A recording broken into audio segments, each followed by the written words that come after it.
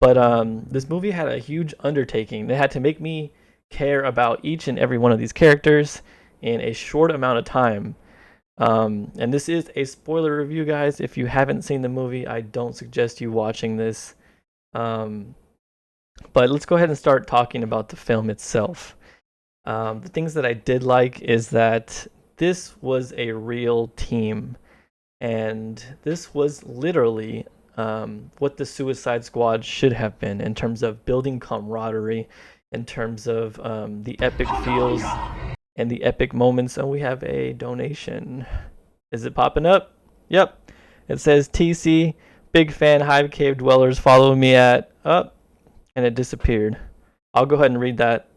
Let me see if it pops up here. And it was being hid by Darth Vader, which is annoying. Okay, so now I know that I have to increase the length of the donations because that was too quick. But that was from superhero underscore facts underscore daily. So thank you, man. I appreciate it, and you guys should all go check him out. All right, so going back to the movie itself, yeah, everybody. Okay, spoiler alert. I already said it like 3 times already, but everybody dies at the end. Okay, everybody dies. It's literally a suicide mission, but they were all risking their lives for the greater good, for the cause. Being that they're rebels and they're doing it for the Rebel Alliance.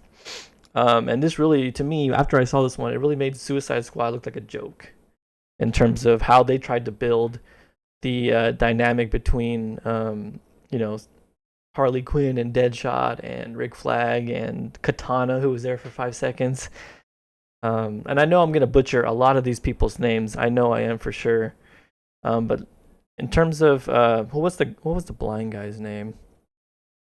There were some great things going on here when it comes to like references or things that were like hinting at like his relationship with the Force. When I'm sorry, I'm gonna look this guy's name up. I'm not gonna just keep calling him the blind guy. Let me find his name real quick. It reminded me of Stick from Daredevil, because Stick from Daredevil's a badass. And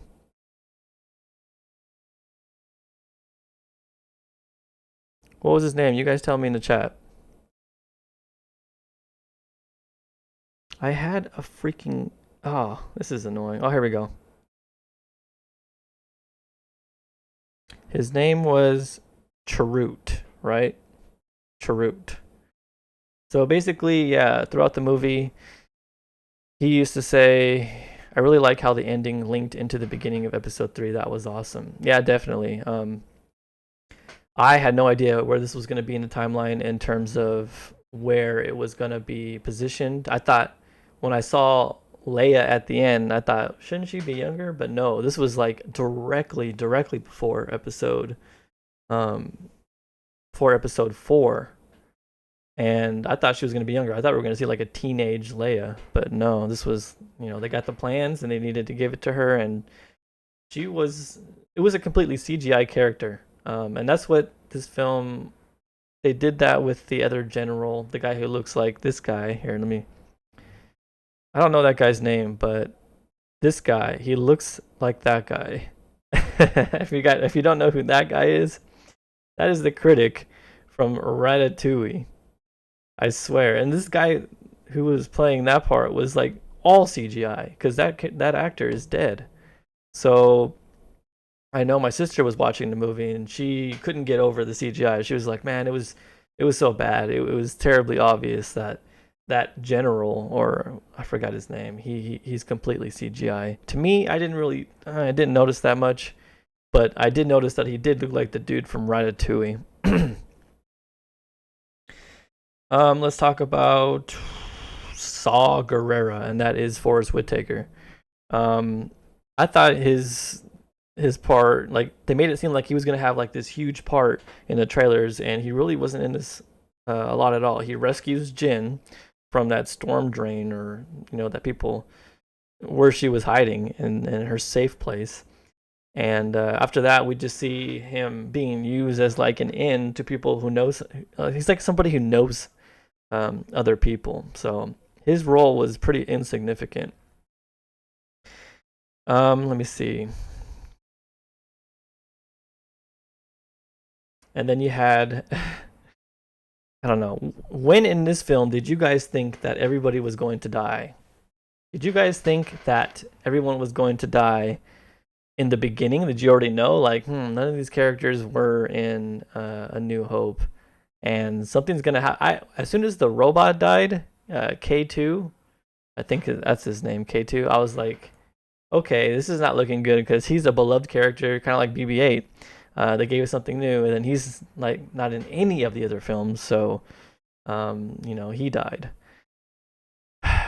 And then after the blind guy, Churrit, after he dies, I'm like, okay, no one is surviving this. And it was a really emotional scene when the bigger dude, who's like not his henchman, but kind of like his bodyguard, and that was an emotional moment where the blind guy died, and the other guy was like reciting the same thing, because the blind guy was like, oh, the force is with me and I'm with the force, and the other dude was like not, kind of like a non-believer, even though he knew that the turret could do like some amazing things. But at the end, when he sees him laying on the ground, and then he starts like using his lines like, the force is with me, and I'm one with the force. That was that made my eyes water a little bit, because I was like, man, that was like his best friend going down. That was definitely a sad moment. Another scene that stands out is that Vader hallway scene, and oh man, like that Vader hallway scene where he's like, okay, first of all, it's a dark hallway, right? And he's trying to retrieve the SIM card or whatever, the memory card, where the plans to the destruction of the Death Star are. And all you see is, you hear the breathing first, you go, right? And then you see the lightsaber, the red lightsaber, light up the room. And after that, then he's just mowing down people, and it felt like right out of a horror movie, because they were like on the door, pounding, let me out, let me out. And he's just murdering fools left and right.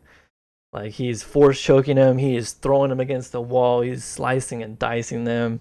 And that was just, I don't think we've ever seen Vader be that badass in any other movie, because that gave me goosebumps watching it. I was like, wow, like that is the true power of Vader. Like, if he wants to do something like that, he can. And they just built him up as like a super badass. I love that scene.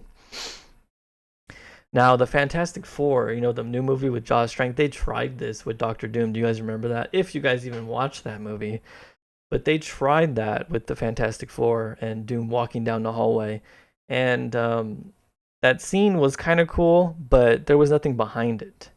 This scene, Vader is such a more well-developed character that it was like 10 times more effective than the Fantastic Four scene in Doom, or that Toby Kebbell imitation of Doom. All right, I also want to talk about Caspian. That's his name, Caspian, because at the beginning of the movie, he takes out one of the guys who was potentially going to leak information, right? And it's the guy with the bad arm who couldn't climb. And when I first saw this, I was like, okay, as soon as he killed him with the lightsaber, I was like, this movie has a long way to go to try and convince me to care for this guy, because this guy just murdered that guy in cold blood.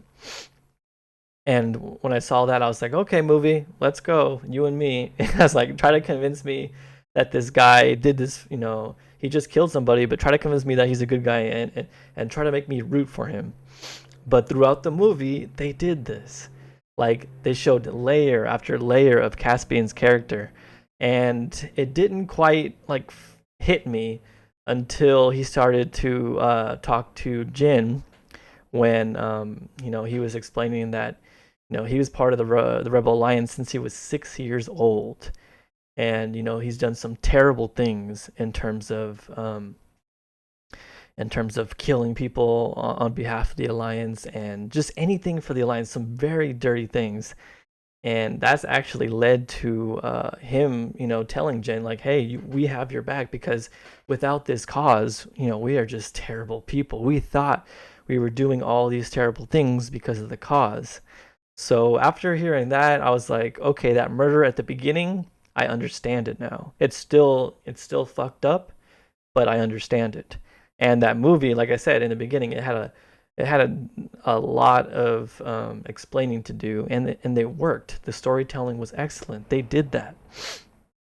Let's go ahead and go for the next note that I have written down, which is this movie is a war movie. This movie was a great war movie. You had Caspian, Jin, and K2, on their little mission in terms of like trying to go in that one control room where they were using like the the arcade games, where you put your hands in those things and you try to get what's it called, a prize from the machine.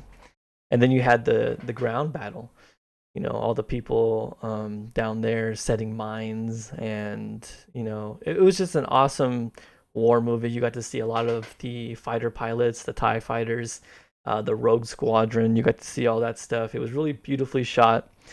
And I just thought it was a great war movie. Another awesome scene. I forgot the guy's name. What's the big dude's name? Who had like the assault rifle shooter. The guy who was like the blind or turret's like main squeeze. Let me see if I can find his name. Was it Baze? Boz? Yeah, Baze. Um, Once he found out that like Churret, the blind guy, was killed, he went on a rampage and he killed like 5 or 6 black stormtroopers, which I thought was amazing. I love that scene. Karina says Malbus. What is Malbus? I don't know who that is. I think I said, what did I say his name was? I forgot. But I like that. I liked how and then he took on the phrase that the blind guy was saying, the force is with me and I am one with the force, or something like that. And that was just an emotional moment. And then the end, I mean, the fact that nobody survived, I mean, it's a letdown. It's a downer, and they decided not to end it this way. They decided to end it with Carrie Fisher, Princess Leia, getting the plans, and that's smart to do, because if they would have ended this with just the planet being blown up, not the planet, but the city being blown up, it would have been a big downer, and everyone would have left the theater crying probably, or just, I don't know. But it's Disney. I don't think they would have done that. Also, the robot, I think the robot was the comedic relief. Of course, he was the comedic relief of the movie. I thought a lot of his lines, he had the potential to be very corny, and the jokes, sometimes they probably couldn't have hit, but I thought a lot of the robot's jokes did hit, and I'm trying to remember any specific lines that the robot had, and I can't think of any ones because I'm trying to think of it off the top of my head. Where he kept saying like, "Oh, we have a blah blah blah statistical chance of surviving," and everyone's like, "Shut up, we don't want to know that."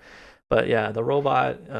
It's a shame that he's one and done. Like, we're not gonna see him again. But yeah, I thought he served as a comedic relief for the movie, because Jin, she definitely was not the comedic relief, and nobody else was really funny.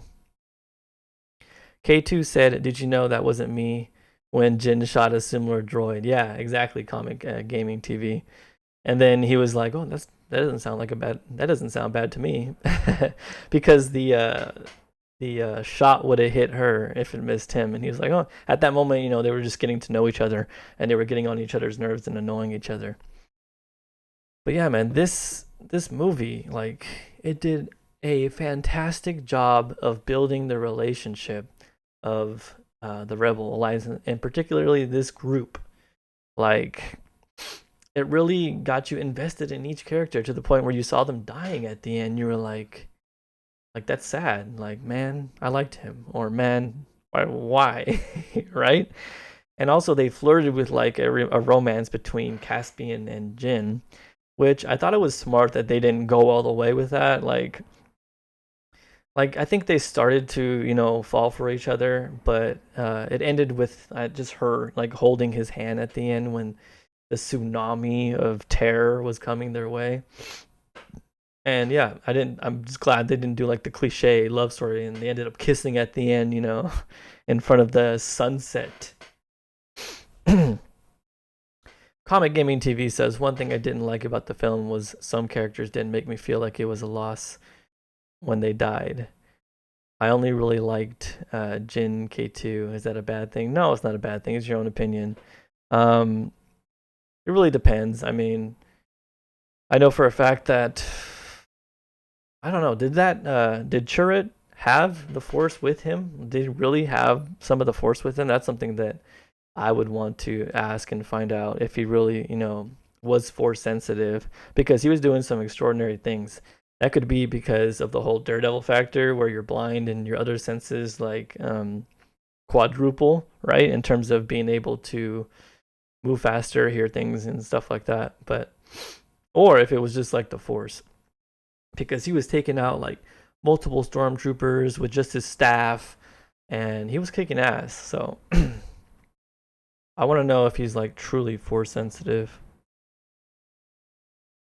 And also, okay, let's go to Jin's character arc. We have a phone call. Let's go ahead and take it since I'm already almost out of my notes here.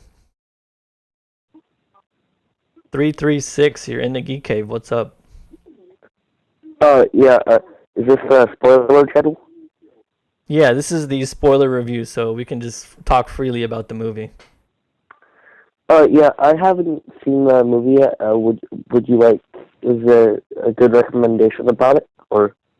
You haven't seen the movie yet? No. Have you been watching this stream? I just got in, yes. Okay, because I've been spoiling this movie left and right. I don't want to spoil it for you. But yeah, I definitely recommend going to watch this one. Are you a fan of Star Wars? Yes. Yeah. Then it's a must watch, dude. And for me, I think it's my number one Star Wars movie. It ranks number one for me. So yeah, definitely go watch it. One more question. I entered the stream through your Instagram. Do you mind following me on Instagram? I'm just hitting 131 followers. Yeah, for sure. Go ahead and send me a DM on Instagram. Okay. All right, man. Take it easy. Thanks for calling. And yeah, go watch Rogue One. Wait. How do I send a DM to you? A direct message. You know how to send a direct message on Instagram. Oh. Or you can tweet me at GeekTheoryTC. Comic. Okay. Comic Book HQ. My name's Nathan. I just put my name. It's Nathan.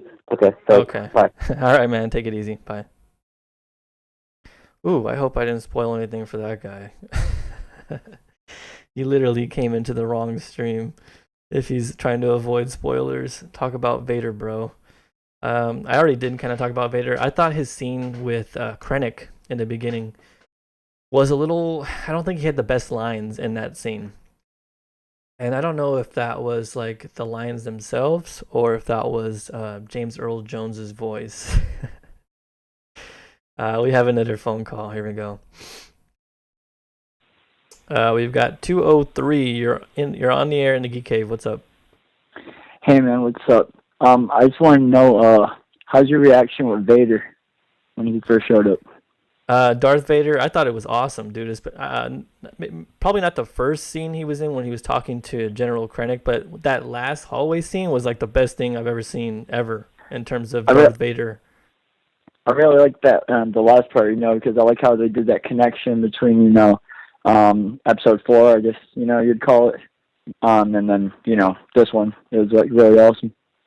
Yeah. He was like really kicking like a bunch of rebels' asses and stuff. Yeah, dude, he was slicing them up with a lightsaber. He was force choking them, and you had a couple people like banging on the glass, like "Let me out, let me out." Yeah, that scene did everything. It was freaking awesome. Dude, that first rebel that you had that he just like forced like shifted to like the ceiling. I was like, yo, Oh yeah, yeah. Like blew that my dude's mind. got a concussion, or yeah, he's done. But That was literally like the Vader I think we've all been waiting to really see. You know, he wasn't stiff at all. He was like actually like agile. yeah, that's what I was gonna say. A lot of people were probably waiting for that one moment with Vader, where we like kind of got to see like his true power and his true violent nature. You know? Definitely, man. Like, I don't know. They said that I guess going through like the history of it, I guess he's changed suits multiple times and stuff like that. And like, I guess the Emperor like really like gave him suits that like were like weaker, so that way he couldn't overthrow him. So I guess we were seeing like maybe like a phase 1 or 2 of that armor. Oh, nice. I didn't know about that. Was that through the graphic novels, or was that Yeah, that was mentioned in through the the movie? graphic novels. It's definitely canon and stuff like that. Oh, okay. But yeah, man. Did you ever watch that new Fantastic Four movie with that Josh Trank did? I think I see where you're going through with this. I did not see that one just because I'm totally disappointed in the whole Fantastic Four franchise, starting even with the older ones. That's Yeah, just yeah. something I don't. How can you mess up the Fantastic Four, man? Like Yeah. I was just referring that's like to messing up Spider-Man. yeah, exactly. And they did have like a hallway scene with like what we got with Vader, but they did it with Doom, and there was no substance. There was no there was no context behind it. There was no feelings for Doom at that point. So this Vader scene like smashes on that one that they tried to do in that movie. But I wouldn't suggest watching it. But if you want to see, kind of like a similar scene, they do that in that new movie. No, I don't think I'm going to be watching that Fantastic Four, man. To be honest with I you. don't blame you, dude. I don't blame you at all. Well, back to what you were saying about that the last rebel that was banging on the glass. He's like, yo, take the disc or whatever, and that dude was like, he was just standing there, like, take the disc, man, run. Dude, yeah, it felt like like they were like trying to get rid of it, like kind of like that game you used to play in elementary school, where if you had the ball, you get tackled and you throw it to somebody else, and they get tackled. Pretty much, it's like, dude, just take the disc and run, dude. I'm done. Yeah, for real. They're like, I don't want to get it away from me. That was hilarious. I never thought about it like that, but yeah, definitely, he was like trying to. I thought it was really cool how they actually showed like Princess Leia at the end. I was waiting to see if they're actually going to show her or not. And then when they actually did it, I was like, wow, they picked out I couldn't tell if that was another actor or if that was like a CGI version of like Carrie Fisher. I think that was complete CGI, but that's cool that you couldn't even tell because I think that was the point. That's what they tried to do. What did you think about how the other general looked? I don't know his name. What was that? The fish guy, General Akbar or something like that? No, it's that one general who like tried to take credit for the Death Star from Krennic. That Oh, that weird guy. looking dude. Is it Tarkin? I think so, yeah. I think they did a great job with Tarkin. That's another one where I'm not even sure if that was really like an original, if that was the original actor. I can't possibly imagine that was the original actor since he looked just as old as the old trilogy. But I think Tarkin's a great character. And canon novels, he's actually a higher rank than Vader. Vader actually is underneath him. I believe so. I could be wrong, but I'm pretty sure Vader's underneath him, but he has that mutual respect for Vader just because it's Darth Vader. I'll piss my pants if I see Darth Vader. Exactly, dude. And that guy was total CGI because that actor who plays him died. So I think my sister was saying that she could tell it was CGI was too much, but that's crazy technology these days. How you can just create someone who's freaking who's not alive He's anymore. dead already, Yeah. I figured he was dead. It was just, to me, the CGI was pretty much on point. It wasn't like Clone Wars CGI, even though I love the Clone Wars series and all that. One of my favorite series. I wish they would go back and touch up on. But I thought, the CGI in this movie, it wasn't too much. It wasn't too little. It was just on point. Yeah. And, honestly, I've watched the whole trilogy, numerous times. I grew up watching Star Wars. I still got Star Wars action figures, and stuff like that. And, I'm an older person. I'm like 22, but they're still in the drawer somewhere. But I think this was one of the movies that, I really enjoyed it a lot. It really brought like a smile to me, made me happy. It gave me everything I really wanted in a Star Wars film. All right, so let me ask you this question because I didn't grow up on the originals or I didn't watch them when I was younger. Where would you rank this one on your hierarchy of Star Wars films? I'd put this on the top, even though it has, even though it is a side story and stuff like that. I really do Yeah. rank this one on the top of all of them. I wasn't incredibly disappointed with Episode 7, but at the same time, it was like it didn't really give me that that Star Wars spark that I was really like looking for since I was little, and since Revenge of the Sith, basically. It didn't give me that feeling. It didn't it was more like a send off, I guess, to the old crew and stuff like that. You had Han Solo dying. It showed mostly all the original characters and stuff like that. I felt it was more to that. I'm hoping for the future films like Episode 8 and 9. I hope it gets better. I hope there's more action. I hope the storyline really gets better. I'm not really a big fan of Kylo Ren in general, to be honest with you. So I think he should have left his helmet. I think he should have left his helmet on, to be honest. Yeah, he should have. Vader's looking a bit better, underneath his helmet. Yeah, I mean, when I first saw Kylo, I was like, man, this guy is super threatening. How he stops that remember he stops that shot in midair, and then yeah, I his was voice. like, this dude's gonna be told badass, And then he takes off his helmet. I'm like, okay, he's just an angsty teenager. Like they should have kept him on the helmet on for a little bit longer, I think. I'm saying a raging, grandson, just mad you didn't get enough attention, as a kid or some shit. Yeah, exactly. All right, cool. Go ahead. You have a good one, actually. All right, man. Take it easy. Yeah, take it easy. Nice talking to you, man. It was really cool. All right, no problem. Have a good night. Very good call. Very good call. And yeah, I mean, for people, I guess the casuals or the casual fans, that The Force Awakens was really good. And I am a casual fan because I'm not a super diehard Star Wars fan. So The Force Awakens was very cool. We got another call coming in. It's Karina Michelle. Let's get her phone call in here. Karina Michelle, what's up? You're in a geek cave. Hey, you finally took my call. Yeah, I mean, it was busy for a while. I was talking to another caller, but what's up? What do you want to talk about? I don't know. What do you want to talk about? Maybe the what this whole live stream is about. Rogue One. What did you think about the film? Where does it rank? Okay, let me ask you. Where does it rank in your top Star Wars films of all time? Top 3. Top 3. Let's go. Okay, top 3. First, Empire Strikes Back. I'm gonna say number 2 is gonna be Rogue One.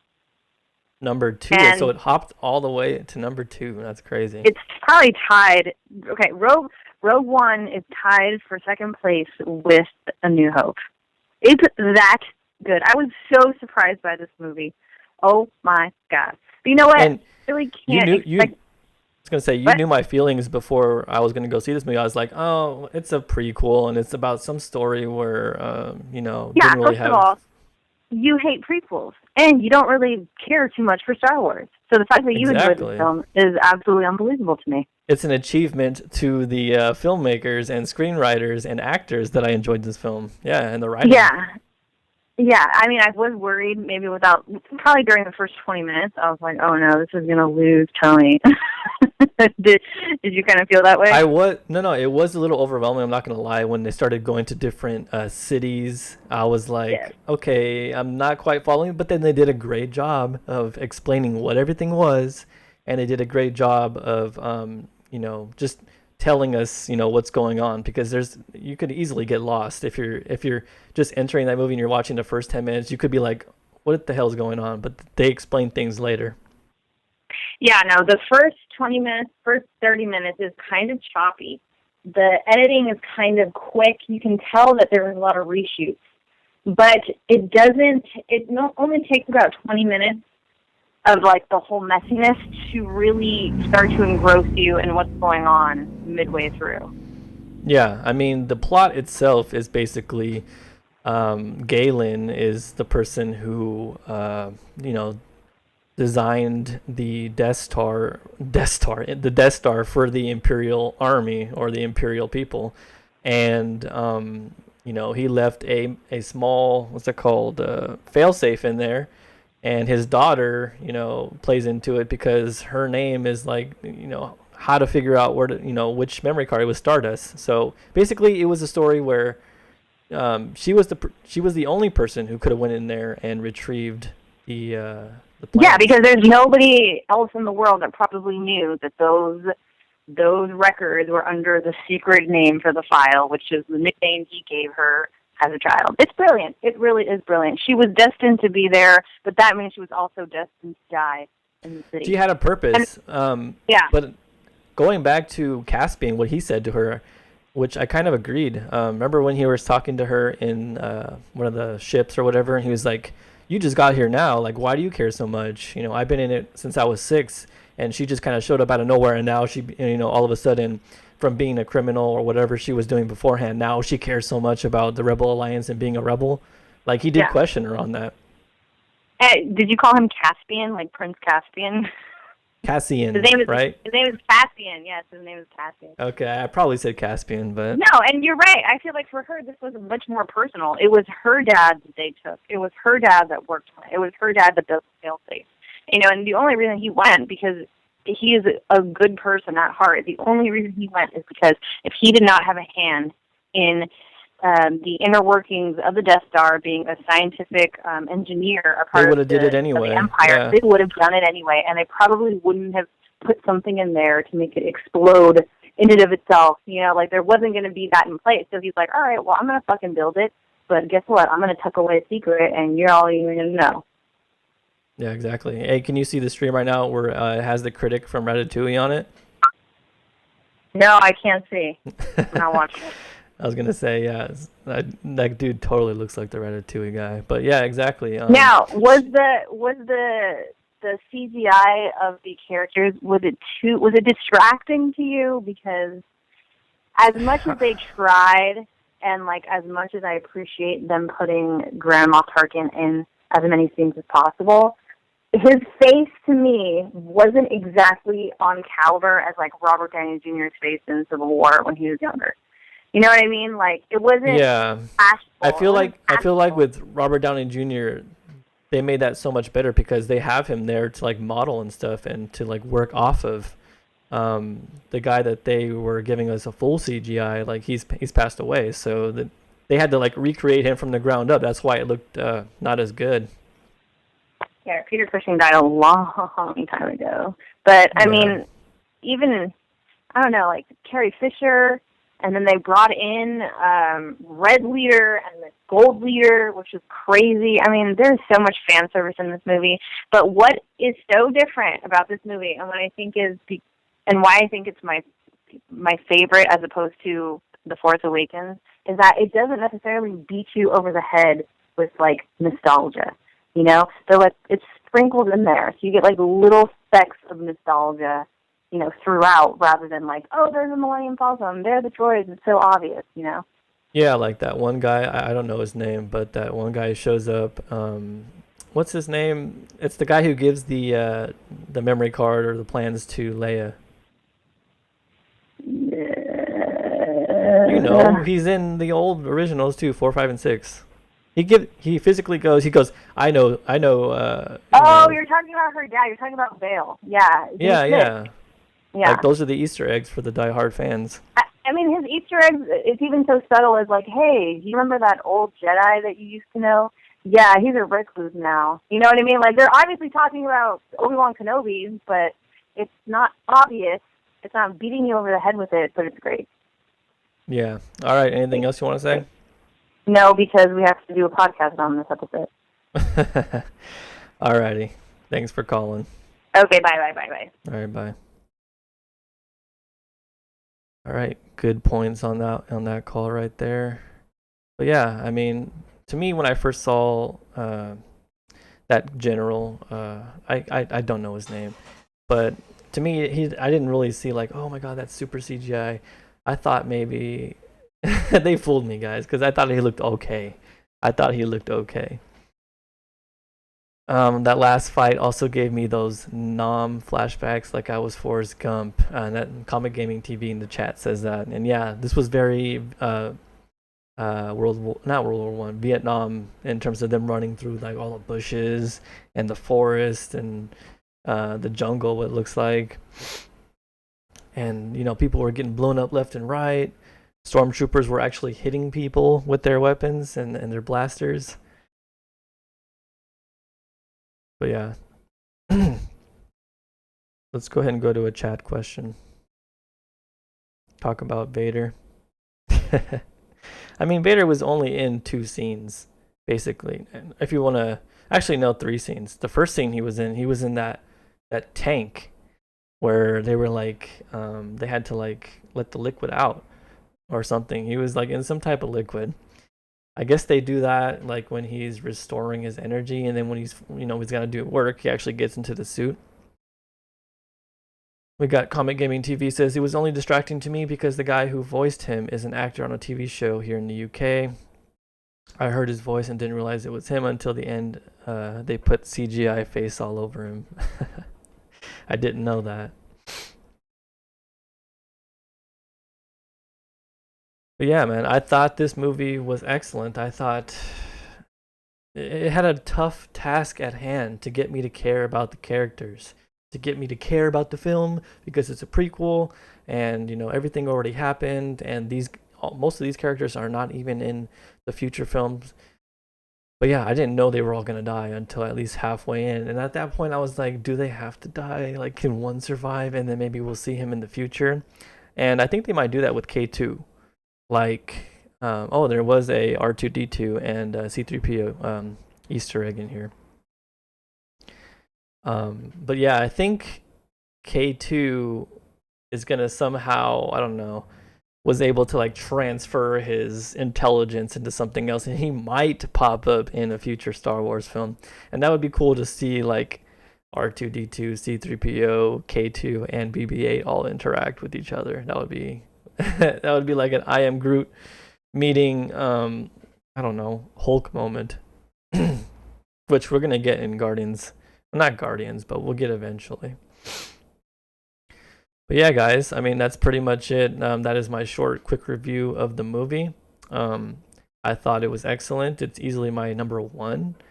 And I'm interested to hear where this ranks for like the diehard Star Wars fans. We had a caller, Karina, call up, and she said this is already tied for number 2 with New Hope after Empire Strikes Back.